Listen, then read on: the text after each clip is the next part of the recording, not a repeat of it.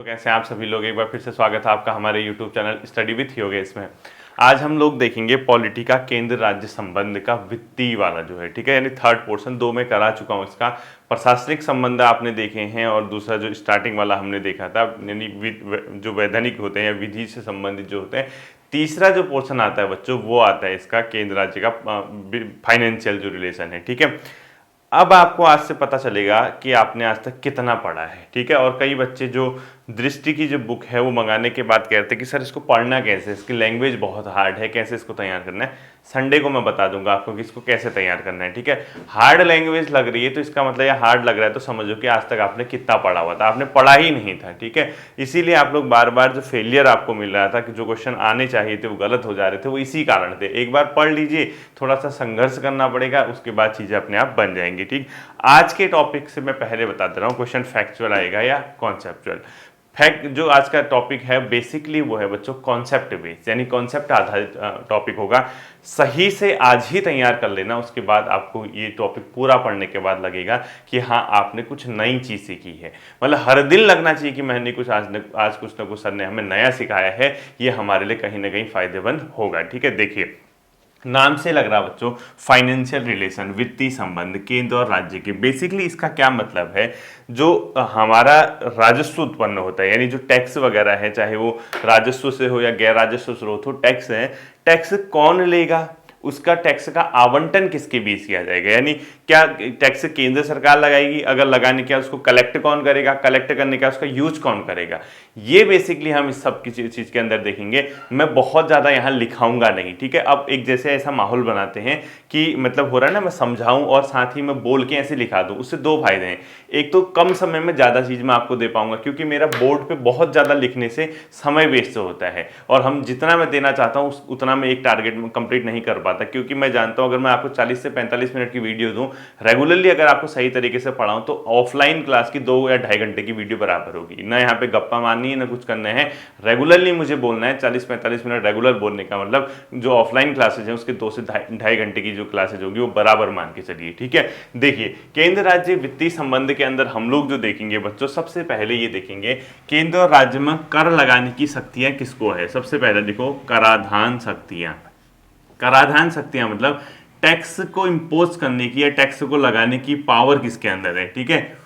ये कराधान शक्तियां, यानी सबसे पहले चीज हम देखेंगे कराधान शक्तियां। देखो कराधान शक्तियां बच्चों सभी को है, केंद्र को भी है, राज्य को भी है और किसको है अपने आप में समवर्ती में भी। कैसे देखो कराधान की जो शक्तियां हैं बच्चों, संसद, संसद किस सब्जेक्ट पे कर लगाएगी, संसद, संसद लगाएगी बच्चों संघ सूची के विषय में। ऐसे ही, ठीक है, शॉर्ट नोट्स बनाने हैं।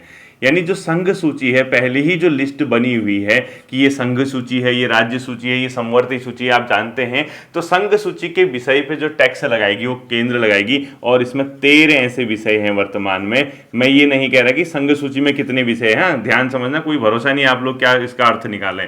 ये कर के परिप्रेक्ष्य में 13 ऐसे सब्जेक्ट हैं जिसपे संघ सूची जो है कर लगाती है, 13 विषय पे कर लगाती है, कर भी लिख दिया, ठीक है। अब ये मत कह देना कि सर ने ये लिखा रहा कि संघ सूची में कितने विषय हैं। दूसरा बच्चों राज्य विधानमंडल, जो स्टेट की जो वो राज्य विधानमंडल होते हैं राज्यों में, यानी विधानसभाएं जिसको आप लोग बोलते हैं राज्य विधानमंडल, ये किस पे लगाएगी बच्चों, राज्य सूची के विषय पे कर, ठीक है, राज्य सूची।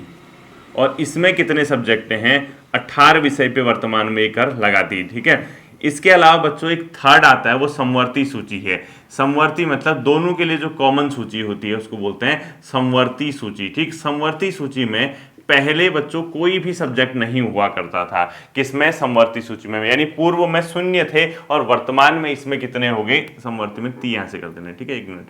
समवर्ती सूची, ये पूर्व में 0 विषय थे, ऐसे लिखो, पूर्व में शून्य, यानी पहले कोई भी ऐसा सब्जेक्ट नहीं था जो समवर्ती सूची में कर कौन लगाएगा। लेकिन वर्तमान में इसमें एक सब्जेक्ट आ गया जिसका प्रशासन जीएसटी, वर्तमान में इसमें जीएसटी आ गया, ठीक है, गुड्स एंड सर्विस टैक्स, जिसके प्रशासन में केंद्र और राज्य दोनों काम करते हैं। यानी जीएसटी का प्रशासन किसके द्वारा किया जाता है, सेंट्रल, यानी केंद्र प्लस राज्य के द्वारा, ठीक है, केंद्र प्लस राज्य, यानी दोनों के द्वारा इसका प्रशासन किया जाता है। तो इस पे कराधान या मतलब उसके प्रशासन का जो पावर है वो केंद्र दोनों को है, ठीक है, जीएसटी, बाकी कोई सब्जेक्ट नहीं। तीसरा आता है अवशिष्ट यानी अवशेष। अवशेष पे कौन टैक्स लगाएगा? संसद लगाएगी, ठीक है।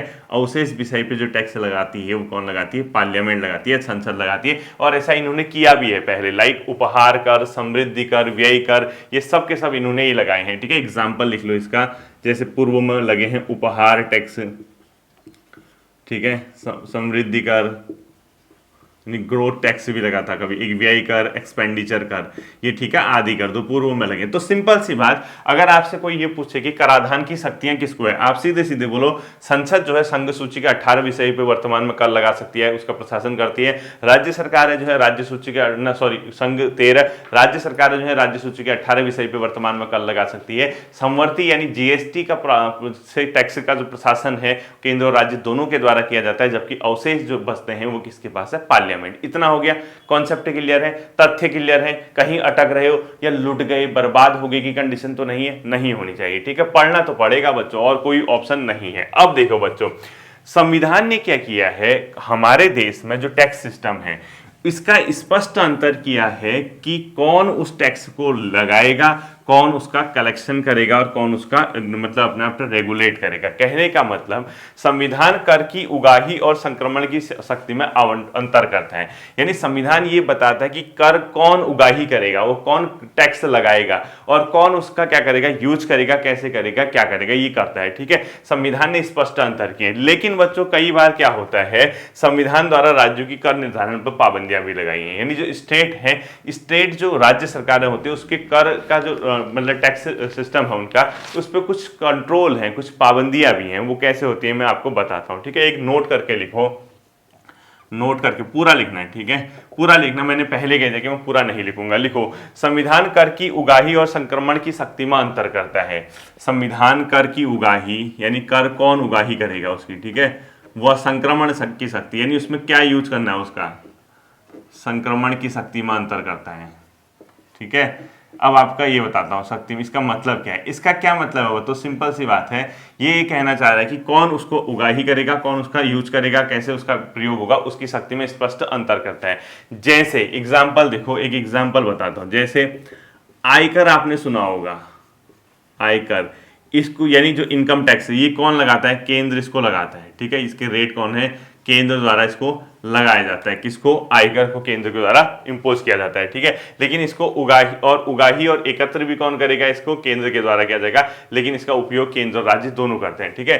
यानी केंद्र द्वारा इसका क्या किया जाता है? उगाही, यानी कौन? राज्य जो मतलब सरकारें हैं, यानी केंद्र सरकार जो उसको उगाही करती है और उसको कलेक्ट भी कौन करती है? केंद्र सरकार करती है, एकत्र। परंतु उसका उपयोग दोनों करते हैं, ठीक है। जो टैक्स होगा उपयोग कौन करेगा? Central plus state, C plus S लिख दिया मैंने, ठीक है, केंद्र और राज्य। तो सिंपल सी बात है, कर की उगाही और संक्रमण संविधान ने अंतर कर रखे हैं। अभी वही अंतर हम थोड़ी देर बाद पढ़ने वाले हैं, इसको भी ध्यान में आप लोग रखोगे, ठीक है। अब जो मेन चीज आती है, करारोपण तो मैंने आपको बता दिया कौन क्या लगाता है, ठीक है। अब मेन चीज क्या आती है, मैंने क्या कहा, संविधान ने बच्चों क्या किया है, कुछ राज्य की कर उगाही या कर के संबंध में कुछ प्रतिबंध लगाए हैं, वो मैं आपको बताता हूं। तो आप पहले हेडिंग लिखो, संविधान द्वारा राज्य की कर निर्धारण पर पाबंदियां। संविधान द्वारा राज्य की कर निर्धारण पर पाबंदियां, संविधान द्वारा राज्य के कर निर्धारण पर पाबंदियां, राज्य के कर निर्धारण पर पाबंदियां, ठीक है। 3-4 प्रकार की पाबंदियां लगा रखी हैं। पहला क्या है, राज्य सरकारों को स्पष्ट निर्देश है कि आपके वहां रोजगार है, व्यापार है, वाणिज्य है, एक व्यक्ति में एक साल में 2500 रुपए से अधिक का टैक्स नहीं लगेगा, ठीक है। पहली पाबंदी तो ये लगा रखी है कि व्यवसाय, व्यापार और रोजगार पर एक व्यक्ति पर एक वर्ष में एक व्यक्ति पर 2500 यानी 2500 रुपए से अधिक का टैक्स नहीं लग सकता है, ठीक है। लिखो, व्यवसाय, ये राज्य विधानमंडल, ठीक है, व्यापार या जो भी लिखते हो, व्यवसाय, व्यापार, वाणिज्य, जैसा भी आपको सही लगता है, ठीक है। रोजगार पर कर, कॉमा, रोजगार पर कर एक व्यक्ति में रुपए 2500 से अधिक नहीं, 2500 प्लस नहीं कर दो, ठीक है। ब्रैकेट में लिखो, मतलब जो एक व्यक्ति पर 2500 प्लस नहीं, एक वर्ष में, ठीक है। अधिकतम अगर आपसे कभी पूछता है कि एक व्यक्ति पर राज्य सरकार व्यवसाय, व्यापार और रोजगार पर अधिकतम एक वर्ष में कितना कर लगा सकती है, 2500 रुपये से अधिक का नहीं, यानी 2500 रुपये से कम ही लगेगा। पहली चीज आपको ध्यान रखना है, ठीक है।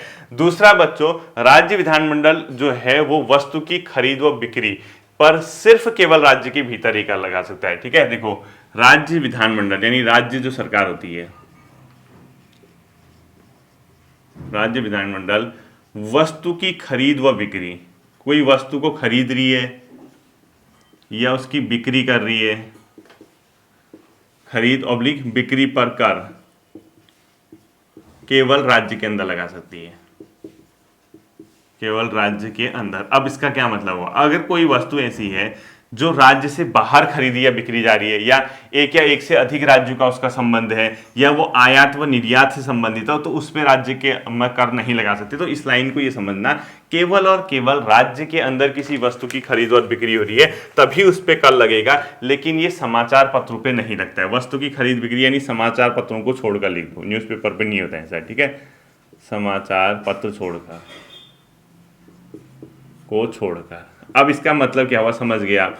इसका ये मतलब है कि अगर आप राज्य की भीतर ही अगर किसी वस्तु की खरीद या बिक्री हो रही है तो ही आप उस पर कर लगा पाओगे, वरना अगर आप राज्य से के आयात और निर्यात से वो संबंधित है या अंतर्राज्यीय व्यापार से संबंधित है तो उस पर कर नहीं लगेगा, ठीक है। ब्रैकेट में लिखो आयात निर्यात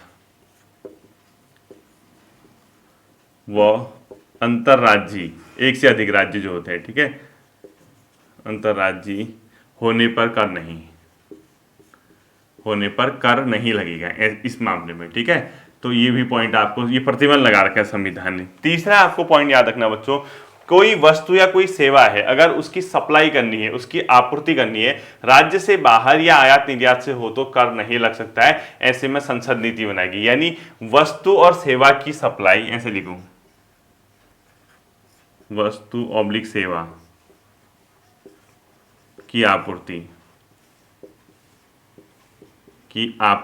अंतर्राज्यीय, या ऐसे लिखो आयात निर्यात, यानी आयात कहीं से मंगा रखा है या कहीं भेज रहे हो, वस्तु या सेवा की आपूर्ति आयात निर्यात, या पूरा लिखना है, ठीक है, या राज्य से बाहर से हो तो उस पर कर नहीं, या राज्य के बाहर से हो, उस स्टेट के बाहर से हो, बाहर से तो कर नहीं लगेगा, ठीक है, से तो कर नहीं लगेगा। और ऐसा जो नियम होगा ये संसद बनाएगी बच्चों, ठीक है। ये जो रूल है थर्ड पॉइंट के लिए है, ऐसे में संसद नीति बनाएगी कि कैसे करना है, क्या करना है, ठीक है। संसद रूल बनाएगी, लिखो संसद नियम बनाएगी ऐसे में, ठीक है। इस पॉइंट के लिए संसद क्या करेगी, इस पॉइंट के लिए नियम बनाएगी। और अंतिम जो चौथी पाबंदी है बच्चों, फोर्थ पाबंदी, वो क्या है, अगर कोई संसद ने कोई प्राधिकरण बना रखा है, यानी जैसे किन्हीं राज्यों के बीच अगर अपने आप में नदी जल या उसके बंटवारे को लेके कोई विवाद है, ठीक है, तो अगर उस जो प्राधिकरण है उसने बिजली की बिक्री की उस पानी के यूज करके, या कोई उत्पादन किया या कहीं सप्लाई किया, उस पर अगर राज्य टैक्स लगाएगी तो पहले ही उसको राष्ट्रपति की पूर्व सहमति लेनी पड़ेगी, ठीक है। तो फोर्थ और अंतिम पॉइंट लिखो, राष्ट्रपति की पूर्व सहमति पर ही अंतर्राज्यीय नदी विवाद हेतु संसद द्वारा स्थापित प्राधिकरण को किसी पानी ऑब्लिक बिजली के एकत्रीकरण ऑब्लिक उत्पादन ऑब्लिक खपत ऑब्लिक वितरण या बिक्री पर कर का निर्धारण कर सकती है, ठीक है। यानी सीधे सीधे लिखो, राष्ट्रपति की पूर्व सहमति पर ही पूरा लिखना है, ठीक है। राष्ट्रपति की पूर्व सहमति पर ही संसद द्वारा स्थापित किसी प्राधिकरण जो अंतर्राज्यीय जल विवाद से संबंधित हो, यानी एक से अधिक राज्यों के बीच जल के विवाद के निपटान हेतु तो बनाया गया हो प्राधिकरण यानी अथॉरिटी, ठीक है। अंतर्राज्यीय जल विवाद से संबंधित हो द्वारा पानी के उपयोग उसकी बिक्री या उत्पादन या खपत या वितरण पर जो कर है वो राष्ट्रपति की पूर्व सहमति से लगेगा, ठीक है। पानी की उत्पादन या बिक्री या उसका जो अपने आप में उपयोग है या उसका जो वितरण है, डिस्ट्रीब्यूशन है, उस पर कर राष्ट्रपति की पूर्व सहमति से ही लगेगा, ठीक है। तो ये 4 पाबंदियां लगा रखी हैं। अब मैं बता रहा हूं इस पॉइंट में आपके ये 4 के 4 पॉइंट्स में क्वेश्चन क्या आ सकता है, क्या नहीं आ सकता है। देखो, सबसे पहले लिखने के बाद ये तो पता होना चाहिए कि सर ने लिखा तो दिया कि क्वेश्चन क्या आएगा। एक क्वेश्चन पहले पॉइंट से आ सकता है, अधिकतम कितने रुपए तक का टैक्स ही लगा सकते हैं, 2500 रुपए, ठीक है, राज्य सरकार। दूसरा, आपको पता होना चाहिए राज्य के भीतर ही अगर वस्तु और सेवा मतलब वस्तुओं की आपूर्ति हो रही है, सप्लाई हो रही है या खरीद बिक्री हो रही है, तभी कर लगेगा, राज्य के बाहर या आयात निर्यात से होने पर नहीं लगेगा। दूसरा, तीसरा पॉइंट, अगर आपको कोई ऐसा सप्लाई हो रहा है जो आपने आयात निर्यात से आपके राज्य को मिला, आपके पास है नहीं, या आपने अंतर्राज्यीय व्यापार किया तब सप्लाई हुई, तो टैक्स आप नहीं लगा सकते हो, ठीक है। आप अगर टैक्स लगाओगे सिर्फ स्टेट के अंदर लगाओगे, और बाई चांस सपोज आप केरला हैं और या तमिलनाडु, 2 राज्य हैं, इनके बीच या कर्नाटक है, इनके बीच कावेरी नदी का जल बंटवारे को लेकर विवाद होता है। सपोज संसद को ये पावर है कि वो नदी विवाद के समाधान के लिए किसी प्राधिकरण या न्यायाधिकरण की स्थापना कर दे। अब उसकी स्थापना कर दी और उसका बना दिया केरला में या कर्नाटक में।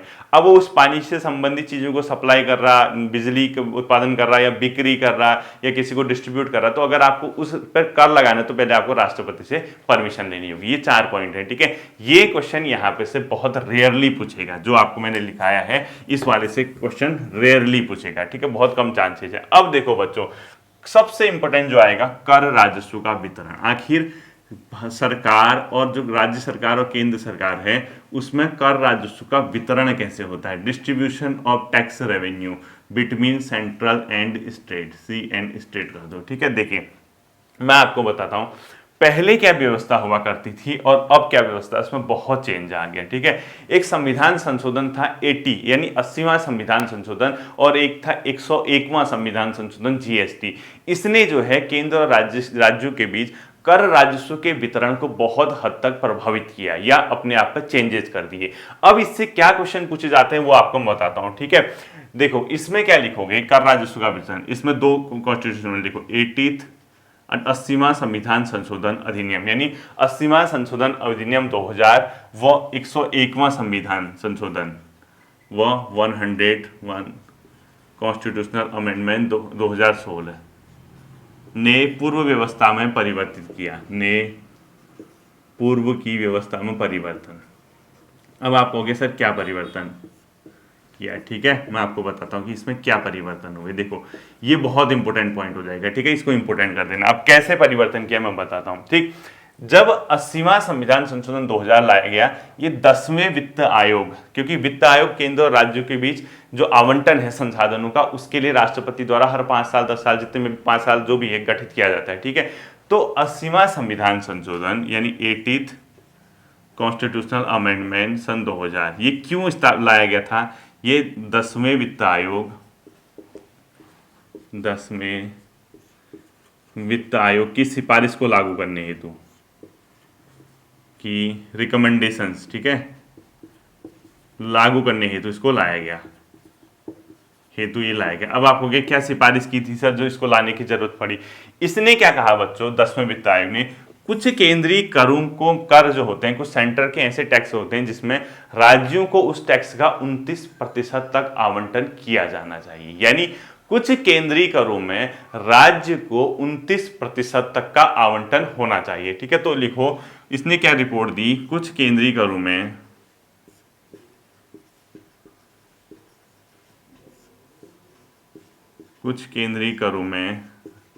राज्यों को 29% आवंटन होना चाहिए, इसकी रिकमेंडेशन आवंटन हो, ठीक है। इसने ये कहा अगर 100 रुपए का केंद्र सरकार उगाही करती तो 29% तक कम से कम राज्यों को बांट दें। ये किसने कहा, 10वें वित्त आयोग ने, इसी के लिए लाया गया था। और इस चीज को जो बोला गया उसको बोला गया जो अवमूल्यन की वैकल्पिक व्यवस्था। इस टर्म को क्या बोला गया, इस पूरे टर्म को अवमूल्यन की वैकल्पिक व्यवस्था। अगर आपसे पूछेगा अवमूल्यन की वैकल्पिक व्यवस्था का संबंध किस वित्त आयोग से संबंधित था, वैकल्पिक, तो आप बता दोगे 10वें वित्त आयोग। और इसमें क्या था, केंद्रीय करों में राज्यों का हिस्सा 29% तक होना चाहिए। अवमूल्यन की वैकल्पिक व्यवस्था इसको बोला गया और कहा गया इसमें 29% तक केंद्र उसका हिस्सा होना चाहिए। और इसको जो है बच्चों 1 अप्रैल 1996 यानी पूर्व डेट से लागू किया गया। जैसे 1 अप्रैल 1996 यानी ब्रैकेट में लिखो पूर्व तिथि से लागू, पहले की डेट से लागू कर दिया गया, ठीक है, पूर्व तिथि से लागू इसको किया गया। तो अवमूल्यन की वैकल्पिक व्यवस्था का संबंध किससे है पूछेगा, तो 10वें वित्त आयोग। और क्या इसका मेन मकसद था, बोला गया केंद्रीय करों में राज्यों का हिस्सा 29% तक होना चाहिए, कुछ केंद्रीय करों में, ठीक है, मेन इसका यही पॉइंट था। दूसरा आता है बच्चों GST, goods and service tax के बारे में आपने सुना होगा, जो कि बहुत बड़ा क्रांतिकारी कदम माना जाता है इस फील्ड में, किसमें, अपने आप में टैक्स सिस्टम में, ठीक है। दूसरा लिखो 101 यानी 101वां कॉन्स्टिट्यूशनल अमेंडमेंट अधिनियम 2016, ये क्या था बच्चों, जीएसटी से संबंधित था, और यानी गुड्स एंड सर्विस टैक्स से, ठीक, यानी वस्तु एवं सेवा कर इसको बोला जाता है। ये एक अप्रत्यक्ष करों को समाप्त करने के लिए लाया गया था, ठीक है। अब जीएसटी नहीं पढ़ा रहा हूं मैं यहाँ पे, जो हम पढ़ेंगे वही जब हम पढ़ेंगे तब आएगा, अप्रत्यक्ष कर समाप्त हेतु लाया गया। अब इसको इकोनॉमी मत समझना आज की क्लास में, समाप्त।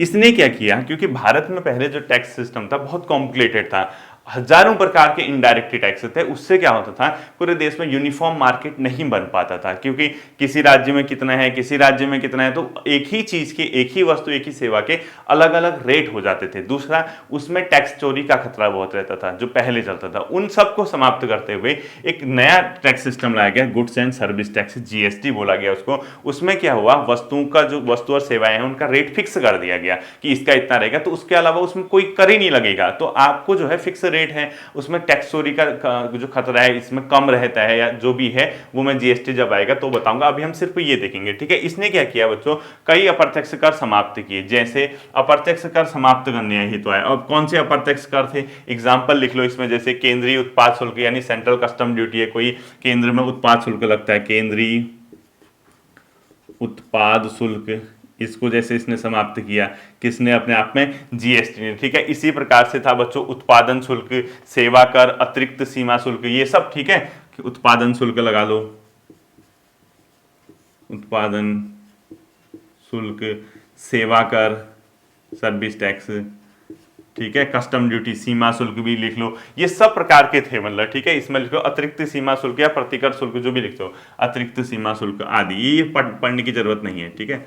अतिरिक्त सीमा शुल्क यानी इनडायरेक्ट टैक्स को क्या कर रहे, समाप्त कर रहा, आदि कर दो। इसके अलावा स्टेट लेवल पे भी कई कर थे जिसको इसने समाप्त कर दिया, जैसे वैट हो गया, राज्य मूल्य वर्धित कर, यानी स्टेट वैट लिखो, एस वैट, ठीक है, यानी स्टेट वैल्यू एडेड टैक्स लिखो, यानी राज्य मूल्य वर्धित कर लिखते हैं, ठीक है। इसके अलावा बिक्री कर, मनोरंजन कर, ठीक है, सेल टैक्स वगैरह, बिक्री कर, मनोरंजन कर। अब मनोरंजन भी सिर्फ वो लेवल का जो स्थानीय स्तर पे उगाही होती है वो नहीं, उसके ऊपर, ठीक है। स्थानीय स्तर यानी कोई पता लगा पंचायत या कोई नगर पालिका कोई मनोरंजन कर ले रही है, या कोई जिला परिषद या क्षेत्र परिषद मनोरंजन कर ले रही है, वो समाप्त नहीं किया इसने। उस स्थानीय लेवल से ऊपर जो मनोरंजन टैक्स लिया जाता था, जो एंटरटेनमेंट टैक्स लिया जाता, उसको समाप्त किया, ठीक है। मनोरंजन कर ब्रैकेट में लिखो स्थानीय स्तर का छोड़कर, स्थानीय स्तर समझ गए ना, पंचायत, नगर पालिका, जिला परिषद आदि स्तर छोड़कर, ठीक है।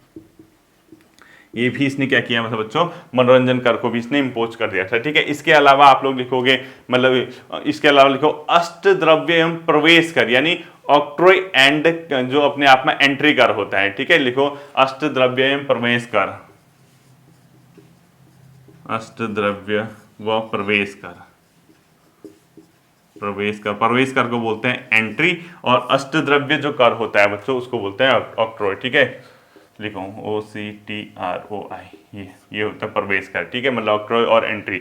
इसके अलावा जो क्रय कर होता है बच्चों, जो कोई चीज आप बेचते हो, ठीक, मतलब खरीदते हो, ठीक है, क्रय कर लिखो। इसके अलावा विलासिता कर, लॉटरी कर, जुआ वगैरह अनाप शनाप करते हैं, ठीक है, लिखो क्रय कर, परचेज टैक्स बोलते हैं, ठीक है। इसके अलावा जुए पे लगता था, जुआ कर होता था। इसके अलावा, ठीक है, जुआ, गैम्बलिंग वगैरह ये सब सुना होगा आपने, यानी जुआ, सट्टा, लॉटरी, विलासिता, ये सब कर अब समाप्त हो गए, ठीक है। जुआ, सट्टा, लॉटरी पे कर लगता था, विलासिता यानी विलासिता संबंधित जो वस्तुएं होती है, ठीक है, ये आदि, इन सब को समाप्त करते हुए एक नया टैक्स सिस्टम आया, जीएसटी आया बच्चों, ठीक है। अब सबसे बड़ी चीज है, ये तो आ गया जो भी आया, अब सब जीएसटी। क्या वर्तमान स्थिति है, कर राजस्व का वितरण कैसे होता है। ये तो इतिहास था इसका, ये नहीं पढ़ना है ना, इससे क्वेश्चन आएगा। ठीक है, वर्तमान स्थिति जो है उससे क्वेश्चन आएगा, जो मैं अब पढ़ाऊंगा कि आखिरकार वर्तमान स्थिति हमारे देश में टैक्स के जो डिस्ट्रीब्यूशन है वो कैसी है। पहला जो लिखो बच्चों वो लिखो, केंद्र द्वारा उद्ग्रहित व राज्यों द्वारा संग्रहित एवं विनियोजित। पहला जो होता है, कुछ कर ऐसे होते हैं बच्चों केंद्र द्वारा लिए जाते हैं, केंद्र द्वारा उद्ग्रहित लिखो। ठीक है, उद्ग्रहित यानी लिया गया लिख देना बच्चों ब्रैकेट। ठीक है, केंद्र द्वारा उद्ग्रहित का मतलब होता है जो केंद्र लेता है उसको, तो केंद्र द्वारा उद्ग्रहित एवं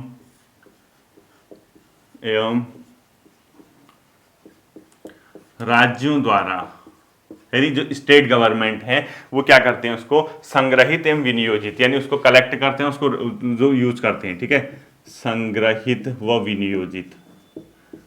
कई टैक्स ऐसे होते हैं बच्चों जो केंद्र सरकार लगाती है, लेकिन राज्य सरकार उसको कलेक्ट करती है, उसको यूज करती है, यानी विनियोजित रेगुलेट करते हैं। ठीक है, अब आपको सर इसमें क्या आएगा, ये सब बच्चों आर्टिकल 268 के तहत अपने आप में आता है। यानी अगर कभी क्वेश्चन पूछता है कि कौन से आर्टिकल में केंद्र द्वारा लगाए जाने वाले कर व राज्य द्वारा संग्रहित व विनियोजित कर किए जाने वाले करों का वर्णन किया गया है, तो आपका आंसर हो जाएगा आर्टिकल 268। अब दूसरा क्वेश्चन कैसे आ सकता है, इनमें से कौन सा एक कर केंद्र द्वारा लगाया जाता है, उद्ग्रहित किया जाता है, जबकि उसको राज्य सरकारों के द्वारा विनियोजित व अपने आप में संग्रहित किया जाता है, तो वो कर आपको पता होना चाहिए। इसमें क्या आता है बच्चों, जैसे कोई एक्सचेंज पत्र होते हैं, विनिमय पत्र। ठीक है, ये सब होते हैं, शेयर मार्केट, ये जो पैसे की लेन देन होती है उससे संबंधित है। अभी आप इसको ऐसे ही समझ लो। ठीक है, एक्सचेंज लेटर होते हैं, विनिमय पत्र, कोई चेक होते हैं, कोई वादा नोट होते हैं, सब इसकी मार्केट की लैंग्वेज है। ठीक है, चेकू ऑब्लिक वादा नोटू, वादा नोटू। ठीक है, जो वादे वाले नोट होते हैं यानी वादा नोटू। इसके अलावा नीतियों, बीमा और शेयर के जो ट्रांसफर हैं उस पर लगते हैं। ठीक है, लिखो वादा नोटू, शेयर कॉमा बीमा, ये सब इसके अंदर आएगा। ठीक है, शेयर कॉमा बीमा। इसके अलावा लिखो जो अपने आप में नीतियों आदि के अंतरण पर जो स्टाम्प शुल्क लगता है। ठीक है, बीमा ऑब्लिक नीतियों के अंतरण यानी ट्रांसफर, अंतरण पर सीमा पर शुल्क, पर अंतरण पर जो शुल्क स्टाम्प शुल्क लिखो, स्टाम्प शुल्क। अब देखो ये जो चीजें हैं बच्चों, ये सब के सब कौन तय करता है, केंद्र सरकार। लेता कौन है और यूज कौन करता है, राज्य सरकार है। जब कभी भी कोई विनिमय पत्र, एक्सचेंज लेटर होते हैं, कोई चेक होते हैं, कोई वादा नोट होते हैं, सब कोई शेयर होते हैं, कोई बीमा, कोई नीतियां, इसको आप किसी, जैसे आपके शेयर आपने किसी दूसरे को दे दिया, शेयर दे दिया आपने ट्रांसफर कर दिया, आपने कोई बीमा है किसी दूसरे को दे दी, तो आप उसको अंतरण कर रहे हैं, ट्रांसफर कर रहे हैं, तो उस पर जो स्टाम्प शुल्क लगता है, ऐसे ही थोड़ा ना दे दोगे बिना स्टाम्प शुल्क के, नहीं तो प्रूफ क्या है, हवा में थोड़ा ना दोगे। जैसे कोई भी चीज है तो उस पर स्टाम्प शुल्क लगता है, तो उस पर जो टैक्स लगेगा वो केंद्र तय करेगा कि कितना स्टाम्प शुल्क लगेगा, लेगा, और उसको यूज कौन करेगा, राज्य सरकार करेंगे। पहला ये था। ठीक है, दूसरा देखो, सेकंड लिखो बच्चों, ये पॉइंट समझ गए ना। अगर क्वेश्चन ये आता है कि किस आर्टिकल में ये प्रावधान है और कौन से उसमें मैटर आएंगे, समझ गए ना, कहीं से कहीं तक अटकोगे नहीं। अब देखना दूसरा लिखो, केंद्र द्वारा उद्ग्रहित सेवा कर व केंद्र व राज्य द्वारा संग्रहित व विनियोजित। कुछ ऐसे होते हैं बच्चों, केंद्र सेवा कर लगाता है, लिखो केंद्र द्वारा उद्ग्रहित सेवा कर, यानी सर्विस टैक्स कौन लगाएगा, केंद्र लगाएगा, लेकिन सेवा कर जो यूज करेगा या जो उसको रेगुलेट करेगा, या आप कह सकते हो केंद्र और राज्य द्वारा संग्रहित व विनियोजित, यानी उसका कलेक्ट कौन करेगा, सेवा कर एवं केंद्र व राज्यों द्वारा संग्रहित व विनियोजित। अब देखो सेकंड कौन सा आ गया, 268 का विनियोजित ए, इसको आर्टिकल 268 का ए कर देना या ओ कर देना या कौ कर देना, जो भी करते हो। ठीक है, उसका पहला। अब क्या आएगा, कुछ सेवा कर होते हैं बच्चों, केंद्र लगाता है, लेकिन उसको जो कलेक्ट करेगा और जो विनियोजित करेगा वो केंद्र और राज्य दोनों करेंगे। इसका प्रावधान 268 में किया गया है बच्चों।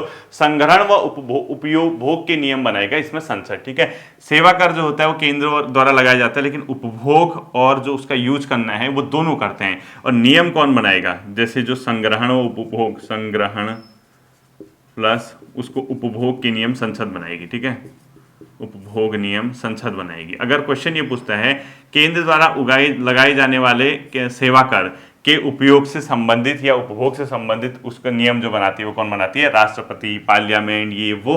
तो आपका आंसर क्या हो जाएगा? सीधे सीधे पार्लियामेंट। ये था बच्चों सेकंड 268 का 8। ठीक है, तीसरा जो आता है बच्चों इसके अंदर पॉइंट, उसमें क्या होता है?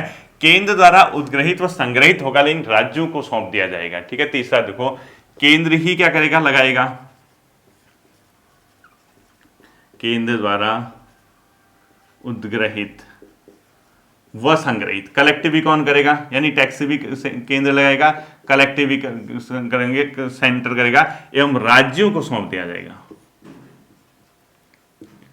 राज्यों को सौंपा जाएगा। ठीक है, ऐसे कर होते हैं जो केंद्र ही लगाता है, केंद्र ही कलेक्ट करता है, बट दे किसको देता है? स्टेट्स को देता है। वो जो आता है बच्चों, वो आता है 269 के अंदर। ठीक है, अभी सिंपल सी बात है, कौन से होंगे ऐसे कर जो नॉर्मली आप सोचो ना अंतर्राज्यीय व्यापार से संबंधित है, जो यानी एक राज्य से दूसरे राज्य के अंदर जो व्यापार होता है उससे संबंधित है। अर्थात अंतर्राज्यीय व्यापार में वस्तुओं के क्रय विक्रय पर, दूसरा माल या सामान के अंतर्राज्यीय व्यापार के प्रेषण पर। ठीक है, लिखो अंतर्राज्यीय।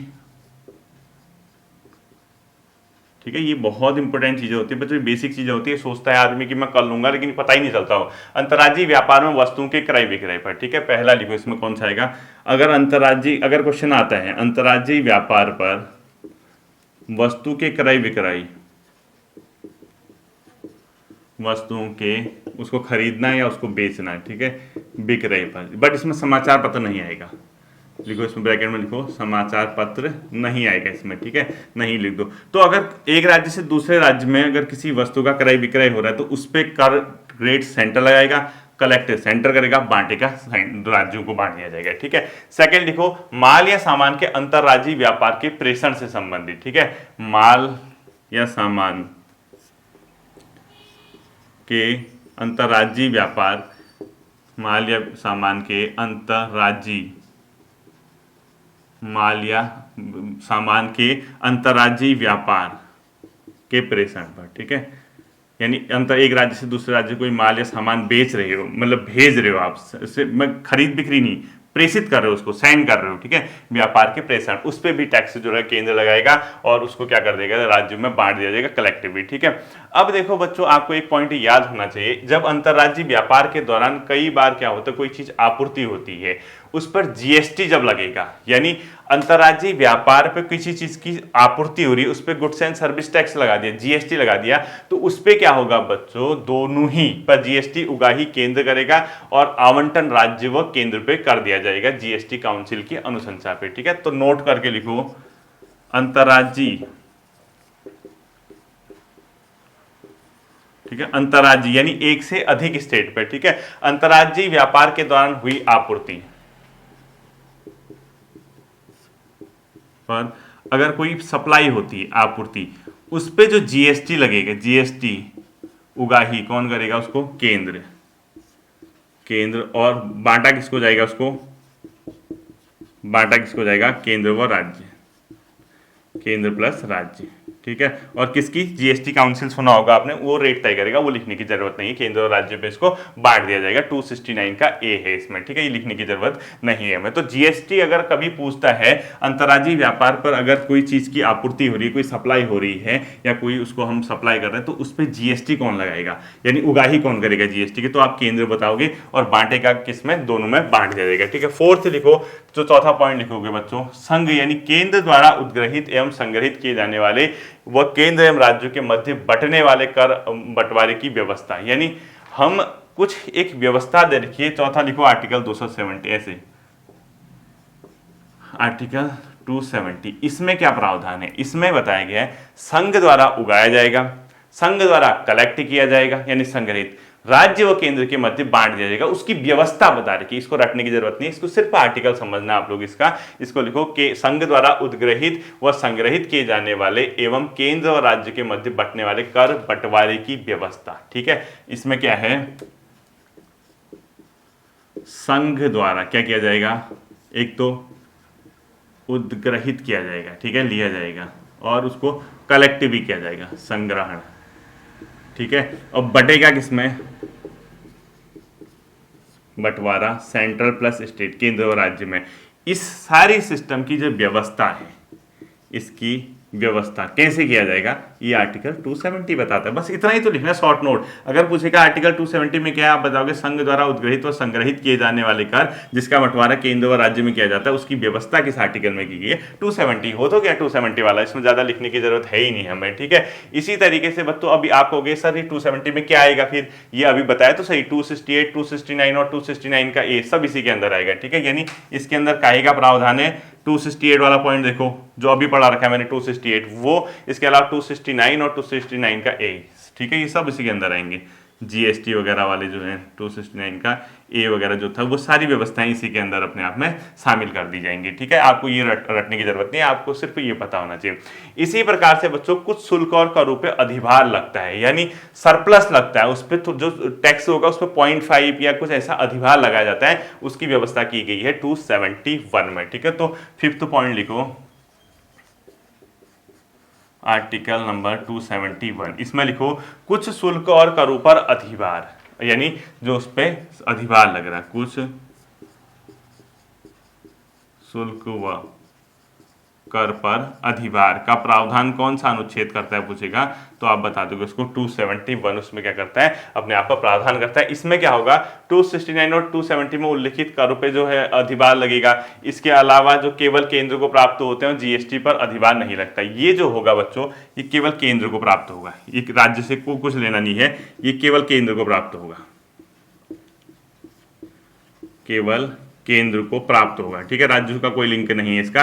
अगर पूछता है कभी कुछ शुल्क व कर पर जो अधिभार लगता है वो कौन प्राप्त करता है, केंद्र सरकार, ठीक है। जीएसटी पर अधिभार नहीं लिखा, जीएसटी पर अधिभार नहीं। ऐसा होता है ना, कुछ खास प्रयोजनों के लिए कोई खास पर्पज है तो गवर्नमेंट क्या करती है, जैसे किसी पे कोई रेट है टैक्स का, उसको थोड़ा बढ़ा देगी, कुछ उस पर सरप्लस ले लेगी, उसी को अधिभार बोलते हैं। किसी चीज की मतलब अपने आप में उसको जरूरत पूरी करनी होती है, ठीक है। तो 500 पॉइंट ये है। और अंतिम पॉइंट लिखो, राज्यों द्वारा उद्ग्रहित संग्रहित व उपभोग किए जाने वाले कर, मतलब कुछ टैक्स ऐसे होते हैं बच्चों राज्य ही लगाते हैं, राज्य ही कलेक्ट करते हैं और राज्य ही उपभोग करते हैं, और ऐसे करों की संख्या 18 है जो अभी मैंने आपको बताया, ठीक है। तो अंतिम 6ठा पॉइंट लिखो, राज्यों द्वारा। और सुनो, इस पॉइंट को मैं लिखाऊंगा मुंह बोले, मैं खुद नहीं लिखूंगा, आप देखना कितना इजी है। राज्यों द्वारा उद्ग्रहित संग्रहित व उपभोग कर, राज्यों द्वारा उद्ग्रहित संग्रहित व उपभोग किए जाने वाले कर, उपभोग कर, इनकी संख्या है बच्चों 18 है, ठीक है। और ये किस में है, राज्य सूची में है वही, ठीक है। अब आप इसके 18 एग्जाम्पल लिख लो। देखो बहुत बड़ा नहीं है, कितना आसान है, देखो मैं आपको खुद ही बता दूंगा। नॉर्मल जो चीजें होती है किसी स्टेट गवर्नमेंट के पास, वो क्या हो सकती हैं, आप कॉमन सेंस करके लिख सकते हो, आप रफली भले ही लिख लो, लेकिन मैं कहूंगा कभी अगर क्वेश्चन ऐसा आ गया, इनमें से कौन सा एक कर ऐसा है जो राज्य द्वारा ही लगाया जाता है, राज्य द्वारा ही कलेक्ट किया जाता है और राज्य द्वारा ही उपभोग किया जाता है, तो वहां बेहोश होने से पहले, आत्मा के परमात्मा के पास जाने से पहले इस चीज को यही क्लियर कर लो। क्लियर कर लोगे फिर क्या डाउट है बताओ। अब देखने जैसे अभी आपको पढ़ने में थोड़ा कॉम्प्लिकेटेड लग रहा होगा, एक बार रिवीजन करना, दोबारा रिवीजन करना, जो किताब आपके पास है उसमें केंद्र राज्य वित्तीय संबंध पढ़ना, ठीक है। आप बिल्कुल टेंशन मुक्त रह के, बिल्कुल तनाव मुक्त रह के इस टॉपिक को सही से तैयार कर लोगे, ठीक है। तो एग्जांपल लिख लो, पहला लिख लो इसमें बच्चों भू राजस्व। अब खुद ही सोचो, भू राजस्व पे जो कर लगेगा खुद ही लिखना है, ठीक है। भू राजस्व पे कर लगेगा, कौन लगाएगा, स्टेट गवर्नमेंट लगाएगा। दूसरा लिख लो बच्चों कृषि आय पर कर, यानी एग्रीकल्चर की जो इनकम है उस पर जो कर लगेगा वो कौन लगाएगा, राज्य। तो भू राजस्व लिखो पहला। दूसरा लिखो कृषि आय पे कर। तीसरा आप इसी प्रकार लिखो कृषि भूमि के उत्सर्जन यानी सक्सेशन पे जो कर लगता है, ठीक है। कृषि भूमि के सक्सेशन पे कर या उत्सर्जन पे जो कर लगता है वो राज्य सरकार लगाएगा, ठीक है। तो कृषि भूमि के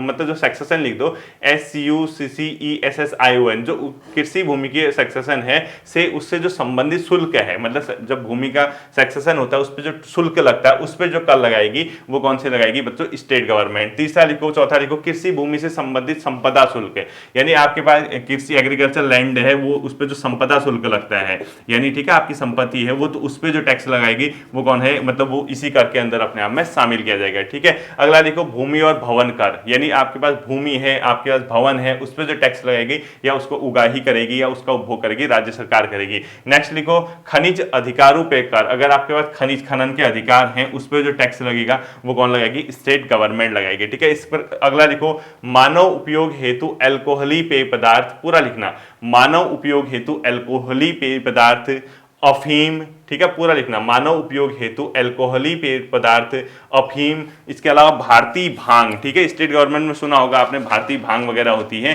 भारतीय भांग, इसके अलावा अन्य नशीली दवाओं एवं पदार्थों पे जो उत्पाद शुल्क लगता है। ठीक है, अन्य नशीली दवाओं और पदार्थों पे जो उत्पाद शुल्क, पूरा लिखना, अल्कोहली पेय, भारतीय भांग, अफीम, इसके अलावा अन्य नशीली पदार्थों पे जो मतलब उत्पाद शुल्क लगता है वो क्या रहेगा, कौन लगाएगा, वो इसी के अंदर आएगा। ठीक है, इसमें ध्यान रखना अल्कोहल युक्त जो औषधि एवं प्रसाधन है उसको छोड़ दिया जाएगा, इसके उसी के ब्रैकेट में लिखो अल्कोहल युक्त औषधि प्रसाधन। ठीक है, अल्कोहल युक्त कोई औषधि प्रसाधन बना रहे हैं, यानी जिसमें अल्कोहल पड़ रहा, कोई दवा वगैरह बन रही, कोई औषधि बन रही है, उस पर नहीं लगेगा, तो अल्कोहल युक्त औषधि प्रसाधन व सामग्री पर टैक्स को छोड़कर। ठीक है, इसके अलावा अगला लिखो बिजली के उपयोग पर बिक्री कर, यानी बिजली के उपयोग एवं बिक्री कर, यानी लाइट का आपने उपयोग करना है, उसको बेचना है, उस पर जो टैक्स लगेगा कौन लगेगा, स्टेट गवर्नमेंट। इसके अलावा लिखो वाहनों पर कर, जो गाड़ियां होती है उस पर टैक्स। इसके अलावा लिखो पथ कर, जो पथ होता है ना, पथ रास्ता वगैरह जो भी है, पथ कर जो बोलते हैं, उस पर जो टैक्स लगता है। इसके अलावा पशुओं और नौकाओं पे कर, नौका वगैरह होती है जो,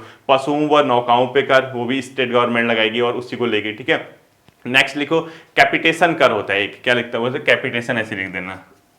मैं ये नहीं कह रहा इसको याद करना, याद करने की जरूरत पड़ेगी नहीं, एक बार आप देखोगे आपको खुद ही पता चल जाएगा, अरे हाँ ये तो स्टेट गवर्नमेंट है, सेंट्रल गवर्नमेंट इतने छोटे मुद्दे पे कहाँ कर लगेगी। ठीक है, नेक्स्ट क्वेश्चन लिखो व्यवसाय, व्यापार और कॉलिक्स रोजगार पे कर, व्यवसाय पे कर, व्यापार पे कर, और इसका कॉलिक्स लिखना है ऐसे, कॉलिक्स पर व रोजगार पर कर। ठीक है, नेक्स्ट लिखो मनोरंजन कर, मनोरंजन अभी मैंने बताया था। ठीक है, पंचायत और जो जिला मतलब नगर पालिका, जिला परिषद और क्षेत्र परिषद, जिसे मनोरंजन का लिखा ना, ब्रैकेट में लिखो पंचायत, जिला परिषद, नगर पालिका व क्षेत्रीय परिषद के क्षेत्र में, मतलब के क्षेत्राधिकार के अंतर्गत। ऐसा नहीं कि स्टेट का मनोरंजन कर, वो नहीं, उतना ही करेगी स्टेट। ठीक है, उसमें बाकी सेंटर करेगी।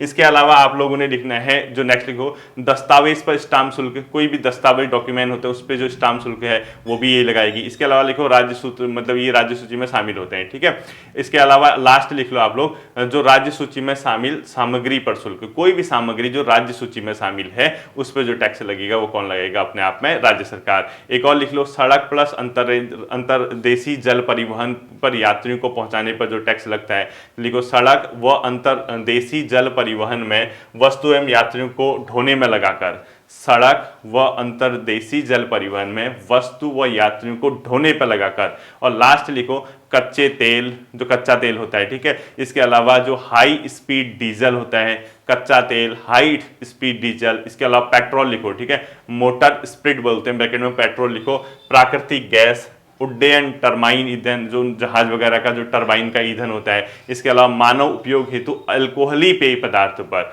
ठीक है, जो कर लगता है वो कौन लगाएगा, स्टेट गवर्नमेंट लगाएगी। ठीक है, इसको सुन के 18 नाम आपने ऐसे ही रफ टफ लिख लेना, बहुत ज्यादा आपको टेंशन लेने की जरूरत नहीं, क्योंकि पेपर में जो आएगा आपका सिर्फ भूमि कर और ये कर 4-5 जो ऊपर ऊपर के हैं नॉर्मल से, वो वाले कर आएंगे, आपका काम बन जाएगा। ठीक है, लास्ट हेडिंग लिखो गैर कर राजस्व, गैर कर। अब देखना ये जितने हैं ये कर राजस्व थे अभी तक, पता लगा पेपर में कर राजस्व पढ़ के गए, गैर राजस्व का पता ही नहीं है कौन सा गैर राजस्व, नॉन रेवेन्यू टैक्स कहलाता है। तो केंद्र के गैर राजस्व कर कौन कौन से हैं, केंद्र को गैर राजस्व कर किस किस से मिलता है, पहला लिखो, अगर पूछेगा इसमें से कौन सा केंद्र का गैर राजस्व कर है, डाक एवं तार, रेलवे, बैंकिंग, ब्रॉडकास्टिंग। ठीक है, डाक एवं तार लास्ट हेडिंग है। ठीक है, तार, रेलवे, ये सब केंद्र को मिलेगा इससे। ठीक है, बैंकिंग, प्रसारण, प्रसारण मतलब ब्रॉडकास्टिंग, जो टेलीकास्ट वगैरह होता है। ठीक है, ये सब केंद्र के गैर राजस्व कर हैं। इसके अलावा सिक्के व मुद्रा, केंद्रीय सार्वजनिक उपक्रम, सिक्के, सिक्के व मुद्रा केंद्रीय सार्वजनिक उपक्रम, इसका मतलब क्या हुआ पता है? केंद्रीय सार्वजनिक उपक्रम ओएनजीसी वगैरह नाम सुने होंगे ना, जो केंद्र सरकार के मतलब सरकारी जो कंपनियां हैं, सिंपल सी बात, केंद्र सरकार की सरकारी कंपनियां मान के चलो, जैसे ओएनजीसी है और गेल है, या इसके अलावा जो ऑयल एंड नेचुरल जो भी है, मतलब अपने आप में जो और आते हैं, टीएसडीसी वगैरह सेंटर के अंदर ही आएगी ना, हाँ, जो भी है, जो बड़ी बड़ी कंपनियां हैं केंद्र सरकार की, वो है केंद्रीय सार्वजनिक उपक्रम, ठीक है। और लास्ट लिखो समयावधि समाप्ति होने पर उगाही व अन्य, जैसे किसी चीज को पैसा जमा करने की एक समयावधि होती है ना, अगर वो समाप्त होगी तो वो नहीं पड़ता उसमें, जो फाइन वगैरह बोलते हैं, वो केंद्र का गैर राजस्व है, ठीक है। तो लिखो समयावधि समाप्त होने पर, समाप्त होने पर जो उगाही होती है वो केंद्र का गैर कर राजस्व है, आदि कर दो। इसी प्रकार से बच्चों राज्य के आते हैं। राज्य की गैर कर राजस्व में क्या आता है? सबसे पहला आता है सिंचाई कर, सिंचाई, वन, मत्स्य पालन और राज्य सार्वजनिक उपकरण, ठीक है। सिंचाई पर कर, वन पे कर, फॉरेस्ट, मत्स्य पालन पे कर, मछली के पालन, मत्स्य, राज्य के सार्वजनिक उपक्रम, राज्य की सार्वजनिक उपक्रम, राज्य की सरकारी कंपनियां, ठीक है, सार्वजनिक उपक्रम, इस पे जो टैक्स पड़ेगा वो किसके अंदर आएगा बच्चों? राज्य सरकार के अंदर। और लास्ट लिखो इसमें समय चूकने पर उगाही, ठीक है, यही वाला है लास्ट वाला पॉइंट, ठीक है, समय चूकने पर उगाही, चूकने पर उगाही। ये सबसे लेंदी चैप्टर हैं बच्चों के, जो पॉलिटी का है, केंद्र राज्य संबंध है, ठीक है। अभी भी हमारा खत्म नहीं हुआ, अब हम केंद्र राज्य संबंध में देखेंगे। स्टेट को अनुदान ग्रांट देते हैं ना, वो कैसे मिलता है, वित्त आयोग का क्या काम होता है, इसके अलावा केंद्र राज्य संबंध पे जो विभिन्न प्रकार की कमेटियां समितियां बनी है, वहां जब हम कंप्लीट करेंगे तब ये चैप्टर खत्म होगा। अब देखना पूरा चैप्टर पढ़ने के बाद टैक्स वाला पोर्शन देख लेना कि किस किस पॉइंट से कौन कौन से मैंने बता रखे कि वर्तमान में आवंटन कैसे होता है। रटने की जरूरत नहीं, एक बार रिवीजन करोगे तैयार हो जाएगा, कभी नहीं भूलोगे जीवन में, कितना ही हार्ड क्वेश्चन आए, चाहे आयोग पूछे, कोई पूछे, इसमें कहीं भी आप अटकोगे नहीं। फिर मिलते हैं अगले सेशन पर, अपना ध्यान रखिएगा। Thank you.